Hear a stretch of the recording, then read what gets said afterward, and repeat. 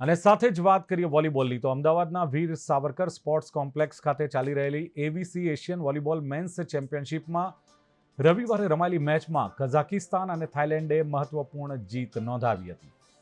પૂલ એમાં ભારત હાલ તો 6 પોઈન્ટ સાથે ટોચના સ્થાને છે. આજે રમાયેલ પૂલ એની મેચમાં કઝાકિસ્તાન અને ઓસ્ટ્રેલિયા વચ્ચે જબરજસ્ત સંઘર્ષ જોવા મળ્યો હતો. ઓસ્ટ્રેલિયાએ પ્રથમ 2 સેટ 25-15 અને 25-21થી જીતી 2-0ની લીડ મેળવી હતી, પરંતુ કઝાકિસ્તાને જોરદાર વાપસી કરી અને જોરદાર વાપસી કરતા ત્રીજો સેટ 25-23, તો ચોથો સેટ 26-24 અને નિર્ણાયક કહેવાય એવો પાંચમો સેટ 16-14થી જીતી 3-2થી યાદગાર વિજય મેળવ્યો હતો. અને પૂલ બીની બીજી મેચમાં થાઇલેન્ડે ઓમાનને 3-1થી પરાજય આપ્યો હતો.